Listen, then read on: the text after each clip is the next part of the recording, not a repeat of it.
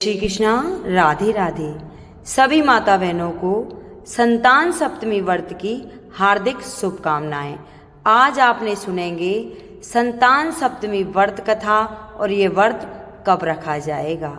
हिंदू व्रत त्योहारों में संतान सप्तमी को एक बहुत ही जरूरी व्रत माना जाता है। इसे हर माँ बाप संतान प्राप्ति और उसकी तरक्की, लंबी आयु और आरोग्य जीवन के लिए करते हैं। यह व्रत हर साल भाद्रपद महीने के शुक्ल पक्ष की सप्तमी को किया जाता है। कई लोग इस व्रत को मुक्ताभरण व्रत और ललिता सप्तमी व्रत के नाम से भी जानते हैं। अब की बार साल 2024 में यह व्रत 10 सितंबर मंगलवार को रखा जाएगा। यह व्रत महिलाएं पुत्र की प्राप्ति हेतु रखती हैं। इस व्रत के करने से संतान के सारे दुख, परेशानी आदि का अंत हो जाता है। संतान की सुरक्षा का भार लिए महिलाएं और पुरुष इस व्रत को पूरी विधि विधान से करते हैं। जो भी व्यक्ति संतान सप्तमी का व्रत करता है उसे अपने जीवन में कभी भी संतान की तरफ से निराश नहीं होना पड़ता। अब सुनेंगे संतान सप्तमी की संपूर्ण कथा प्रारंभ करने से पहले सभी माता बहनों से अनुरोध है कि कमेंट बॉक्स में संतान सप्तमी की और विष्णु भगवान की जय जरूर लिखें। एक दिन महाराज युधिष्ठिर ने भगवान से कहा कि हे प्रभु, कोई ऐसा उत्तम व्रत बताइए जिसके प्रभाव से मनुष्य संसारिक दुख कलेश दूर होकर पुत्र एवं पुत्रवान हो। यह सुनकर भगवान बोले, हे राजन, तुमने बड़ा ही उत्तम प्रश्न किया है। मैं तुमको एक पौराणिक इतिहास सुनाता हूँ, उसे तुम ध्यान पूर्वक सुनो। एक समय श्री लोमस ऋषि ब्रजराज की मथुरापुरी में वासुदेव देवकी के घर गए। ऋषि राज को आया देख कर दोनों अत्यंत प्रसन्न हुए तथा उनको उत्तम आसन पर बिठाकर उनकी अनेक प्रकार से वंदना तथा सत्कार किया। फिर मुनि के चरणोदक से अपने घर तथा शरीर को पवित्र किया। मुनि प्रसन्न होकर उनको कथा सुनाने लगे।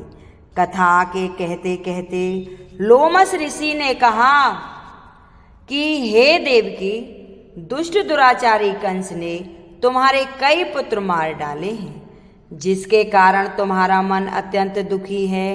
इसी प्रकार राजा नहुस की पत्नी चंद्रमुखी भी दुखी रहा करती थी, किंतु उसने संतान सप्तमी का व्रत विधि विधान सहित किया, जिसके प्रताप से उसको संतान का सुख प्राप्त हुआ।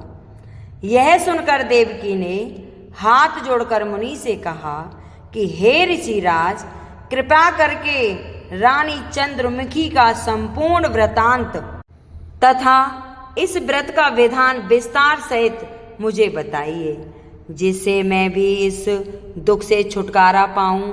तब लोमस ऋषि ने कहा, हे देवकी, अयोध्या के राजा नहुस थे।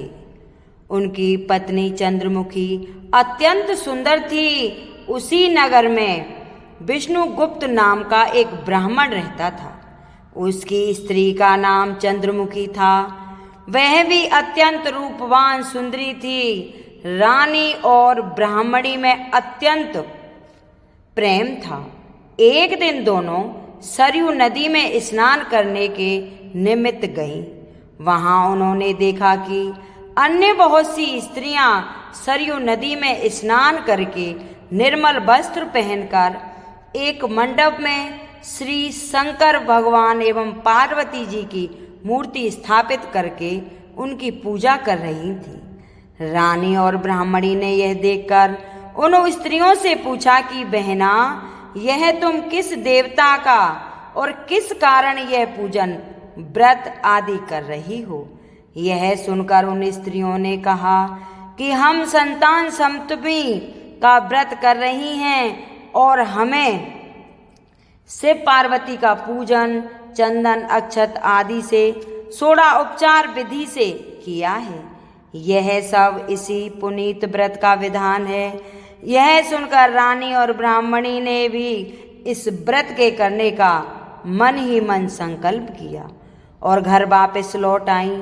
ब्राह्मणी चंद्रमुखी तो इस व्रत को नियम पूर्वक करती रही, किंतु रानी राजपद के कारण इस व्रत को कभी करती और कभी भूल जाती। कुछ समय बाद यह दोनों मर गईं। दूसरे जन्म में रानी ने बंदरिया और ब्राह्मणी ने मुर्गी की योनि पाई। उधर ब्राह्मणी मुर्गी की योनि में भी कुछ नहीं भूली और भगवान शंकर तथा पार्वती जी का ध्यान करती रही। उधर रानी बंदरिया की योनि में सब कुछ भूल गई। थोड़े समय के बाद इन दोनों ने यह देह त्याग दी। अब इनका तीसरा जन्म हुआ। जन्म मनुष्य योनि में हुआ। उस ब्राह्मणी ने तो एक ब्राह्मण के यहाँ कन्या के रूप में जन्म लिया तथा रानी ने एक राजा के यहाँ राजकन्या के रूप में जन्म लिया। उस ब्राह्मण कन्या का नाम भूषण देवी रखा गया तथा विवाह योग्य होने पर उसका विवाह गोकुल निवासी अग्निजील नामक ब्राह्मण से कर दिया। भूषण देवी इतनी सुंदर थी कि वह आभूषण सहित होते हुए भी अत्यंत सुंदर लगती थी कि कामदेव की पत्नी रति भी उसके सम्मुख लज्जाजत होती थी। भूषण देवी के अत्यंत सुंदर सर्वगुण संपन्न चंद्रमा के समान धर्मवीर कर्मनिष्ठ सुशील स्वभाव वाले 8 पुत्र उत्पन्न हुए। यह शिव के व्रत का पुनीत फल था। दूसरी ओर शिवमुख रानी के गर्भ से कोई भी पुत्र नहीं हुआ और निसंतान दुखी रहने लगी। रानी और ब्राह्मणी में जो प्रीति पहले जन्म में थी वह अब भी बनी रही। रानी जब वृद्धावस्था को प्राप्त होने लगी तब उसके एक गूंगा व बहरा तथा बुद्धिहीन अल्प आयु वाला एक पुत्र हुआ और वह 9 वर्ष की आयु में इस क्षण भंगुर संसार को छोड़कर चला गया। अब तो रानी पुत्र शोक में अत्यंत दुखी हो व्याकुल रहने लगी। देव योग से भूषण देवी ब्राह्मणी रानी के यहाँ आई। अपने सब पुत्रों को लेकर पहुंची। रानी का हाल सुनकर उसे भी बहुत दुख हुआ था, किंतु इसमें किसी का क्या वश चल सकता था। कर्म और प्रारंभ के लिखे को स्वयं ब्रह्मा भी नहीं मेट सकते। रानी कर्मच्युत भी थी, इसी कारण उसे यह दुख देखना पड़ा। इधर रानी उस ब्राह्मणी के इस वैभव और 8 पुत्रों को देखकर उससे मन ही मन ईर्ष्या करने लगी तथा उसके मन में पाप उत्पन्न हुआ। उस ब्राह्मणी ने रानी का संताप दूर करने के निमित्त अपने 8 पुत्रों को रानी के पास छोड़ दिया। रानी ने पाप के वशीभूत होकर उन ब्राह्मण पुत्रों की हत्या करने के विचार से लड्डू में विष और जहर मिलाकर उनको भोजन करा दिया, परंतु भगवान शंकर की कृपा से एक भी बालक की मृत्यु नहीं हुई। यह देखकर तो रानी अत्यंत ही आश्चर्यचकित रह गई और इस रहस्य का पता लगाने की मन ही मन ठान ली। भगवान की पूजा सेवा से निवृत्त होकर जब भूषण देवी आई तो रानी ने उससे कहा कि मैंने तेरे पुत्रों को मारने के लिए इनको जहर मिलाकर लड्डू में खिला दिया, किंतु इसमें से एक भी नहीं मरा। तूने ऐसा कौन सा दान पुण्य व्रत किया है जिसके कारण तेरे पुत्र भी नहीं मरे और तू नित्य नए सुख भोग रही है? तू बड़ी ही सौभाग्यवती है। इस सब का भेद तू मुझे निष्पष्ट होकर बता और समझा दे। मैं तेरी बड़ी ही ऋणी रहूंगी। रानी के ऐसे दीन वचन सुनकर भूषण देवी ब्राह्मणी कहने लगी, हे रानी सुनो, तुमको 3 जन्म का हाल कहती हूँ, सो ध्यान पूर्वक सुनना। पहले जन्म में तुम राजा नहुस की पत्नी थी और तुम्हारा नाम चंद्रमुखी था। मेरा नाम चंद्रमुखी था और मैं ब्राह्मणी थी। हम दोनों अयोध्या में रहते थे। मेरी तुम्हारी बड़ी प्रीति थी। एक दिन हम दोनों सरयू नदी में स्नान करने गए और दूसरी स्त्रियों को संतान सप्तमी का उपवास, शिवजी का पूजन अर्चना करते देखकर तुमने भी उस व्रत को करने की प्रतिज्ञा की थी। तुम तो राजमद के कारण सब भूल गई और झूठ बोलने का तुमको दोष लगा, जिसे तुम आज भी भोग रही हो। मैंने इस व्रत का आचार विचार सहित विधि पूर्वक सदैव किया और आज भी करती हूँ। दूसरे जन्म में तुम्हें बंदरिया की योनि मिली तथा मुझे मुर्गी की योनि मिली। भगवान शंकर की कृपा से इस व्रत के प्रभाव तथा भगवान को मैं इस जन्म में भी नहीं भूली और निरंतर उस व्रत को नियम अनुसार करती रही। तुम अपने इस संकल्प को इस जन्म में भी भूल गई। मैं तो समझती हूँ कि तुम्हारे ऊपर जो भारी संकट है उसका एकमात्र यही कारण है और कोई दूसरा कारण नहीं हो सकता। इसलिए कहती हूँ कि आप अब इस संतान सप्तमी के व्रत को करिए, जिससे तुम्हारा यह संकट दूर हो जाएगा। संतान सप्तमी के व्रत को करिए, जिससे तुम्हारा यह संकट हमेशा के लिए चला जाएगा। लोमस जी ने कहा, हे देवी, भूषण ब्राह्मणी के मुख से अपने पूर्व जन्म की कथा तथा व्रत संकल्प इत्यादि सुनकर रानी को पुरानी बातें याद आ गईं और पश्चाताप करने लगी। अब रानी भूषण ब्राह्मणी के चरणों में पड़ गई, क्षमा याचना करने लगी और भगवान शंकर पार्वती की अपार महिमा के गीत गाने लगी।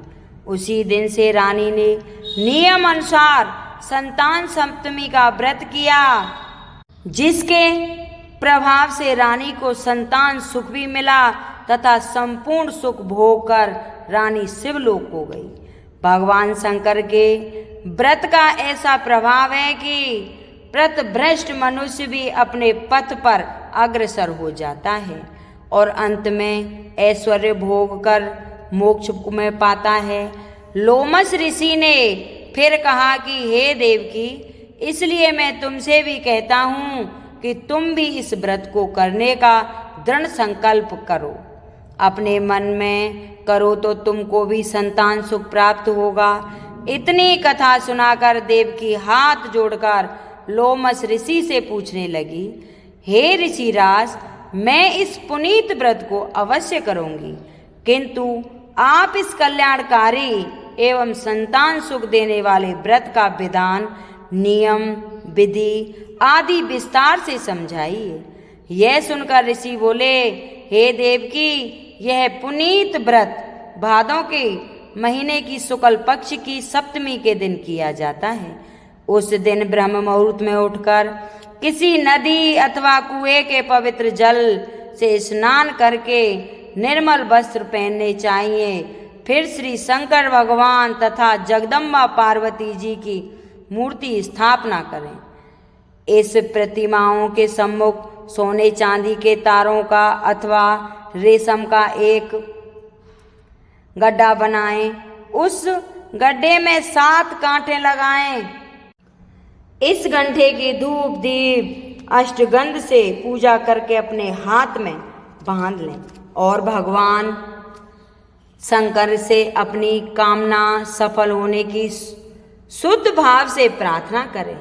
तदनंतर 7 पुआ बनाकर भगवान को भोग लगावें और 7 की पूजा एवं यथाशक्ति सोने और चांदी की एक अंगूठी बनाकर इन सबको एक तांबे के पात्र में रखकर और उनका षोडोपचार विधि से पूजन करके किसी सदाचार, धर्मनिष्ठ, कर्मनिष्ठ तथा सत्यवान ब्राह्मण को दान में दे देवें। इसके पश्चात 7 पुआ स्वयं प्रसाद में ग्रहण करें। इस प्रकार इस व्रत का पारायण करना चाहिए।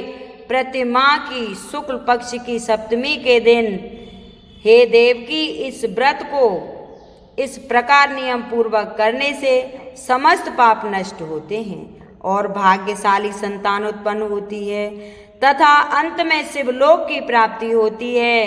हे देवकी, मैंने तुमको संतान सप्तमी का व्रत संपूर्ण विधि विधान सहित बताया है और वर्णन किया है। उनको अब तुम नियम पूर्वक करो, जिससे तुमको उत्तम संतान की प्राप्ति होगी।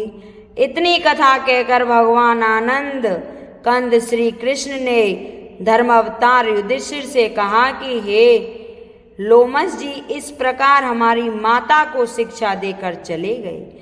ऋषि के कथा अनुसार हमारी माता देवकी ने इस व्रत को नियम अनुसार किया, जिसके प्रभाव से हम उत्पन्न हुए।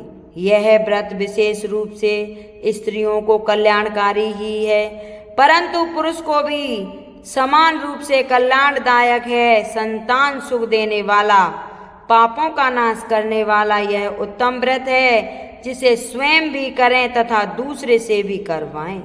नियम पूर्वक जो इस व्रत को करता है और भगवान शंकर एवं पार्वती को सच्चे मन से आराधना करता है, वह निश्चय ही अमर यश प्राप्त करके अंत में शिवलोक को प्राप्त होता है। इस कथा को अगर कोई पढ़ता है, सुनता है, भगवान उसकी सभी मनोकामना पूर्ण करते हैं और धन धान्य से वृद्धि, उत्तम फल को प्राप्त देते हैं। संतान सुख का भोग तो भोगता ही है और अंत में मोक्ष की प्राप्ति होती है। बोलो संतान सप्तमी महारानी की जय। अब सुनते हैं गणेश भगवान की कथा। एक बुढ़िया माई थी और बुढ़िया माई गणेश जी की पूजा अर्चना किया करती थी, लेकिन उसके पास गणेश जी नहीं थे। वह रोज मिट्टी के गणेश जी बनाती और उनकी पूजा अर्चना करती और जैसे ही जल अर्पित करती तो गणेश जी भगवान गल जाते। बुढ़िया माँ बड़ी दुखी होती कि ऐसा कौन सा यत्न करूं जिससे मेरी ये गणेश जी की प्रतिमा बनी रहे। एक दिन वो नगर में से निकल रही थी तो वहाँ कुछ राज और एक साहूकार का मकान बना रहे थे। वह उन मिस्त्रियों से बोली, अरे मिस्त्रियों, एक छोटी सी गणेश जी की प्रतिमा बना दो पत्थर की। मैं रोज पूजा अर्चना करती हूँ, मेरे पास गणेश जी नहीं है। मिट्टी के गणेश जी बनाती हूँ और वो जैसे ही पूजा करके जल अर्पित करती हूँ तो वो गणेश जी गल जाते हैं। तो वो जो मिस्त्री लगे हुए थे वह बोले कि हम इतने में तेरी प्रतिमा बनाएंगे, इतने तो सारी दीवार बन जाएगी और सेठ का आदेश है कि उसे शाम तक ये दीवार तैयार चाहिए, उसका मकान जल्दी ही बनना है। तो इतना मना कर दिया तो वो मन ही मन बुढ़िया माँ कहती है कि हे गणेश जी महाराज, अगर मैंने आपकी सच्ची भक्ति से पूजा की है तो इसकी दीवार बने ही ना। बुढ़िया माँ ये कहकर चली गई और मिस्त्री दीवार बनाने लगे। बार बार दीवार बनाते और बार बार वह दीवार टेढ़ी हो जाती। ऐसा करते करते उन्हें शाम हो गई। शाम होते ही फिर वह सेठ जी आए कि क्या किया है सारे दिन में, ये दीवार भी पूरी नहीं हुई, क्या कारण है। तो जो मिस्त्री थे वो बोले कि हम तो सुबह से इसी दीवार में लग रहे हैं, लेकिन जितनी बार बनाते हैं उतनी बार ही दीवार टेढ़ी हो जाती है, कि इसका क्या कारण है। कि कारण यह है कि बुढ़िया माई आई थी और वह हमसे बोली कि हमें एक पत्थर के गणेश जी बना दो। तो हमने उससे मना कर दिया कि तेरे गणेश जी बनाएंगे, इतने तो हमारी पूरी दीवार हो जाएगी। बोले बुढ़िया कहाँ की है, कि ये बुढ़िया वो इसी गांव की है।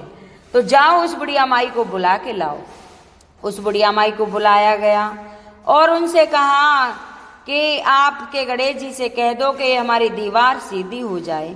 कि मैंने इनसे ज़्यादा कुछ थोड़ा मांगा था, मैंने तो बस इतना ही मांगा था कि मुझे एक पत्थर के गणेश जी बना के दे दो, जिससे मैं उससे पूजा अर्चना कर लिया करूँगी। तो जो सेठ था वह बोला कि बुढ़िया माई, तेरे लिए पत्थर के नहीं मैं सोने के गणेश जी बनवाऊंगा, लेकिन अपने गणेश जी से कह दे ये दीवार बन जाए, मुझे मकान जल्दी ही बनाना है। तो वो बुढ़िया माई कहती है कि मेरे को संकल्प दे कि तू सच्ची में त्रिवाचा भर कि तू मेरे को सोने के गणेश जी बना देगा। कि हाँ, मैं शपथ खाकर कहता हूँ मैं तेरे लिए सोने के गणेश जी दूंगा। बुढ़िया माई मनी मन गणेश जी से प्रार्थना करती है, हे गणेश भगवान, इसकी जल्दी से दीवार ठीक कर दे, ये मेरे गणेश जी बना के देगा। बुढ़िया माई कहती है जा तेरी दीवार देख ले। तो सारे मिस्त्री और जाते हैं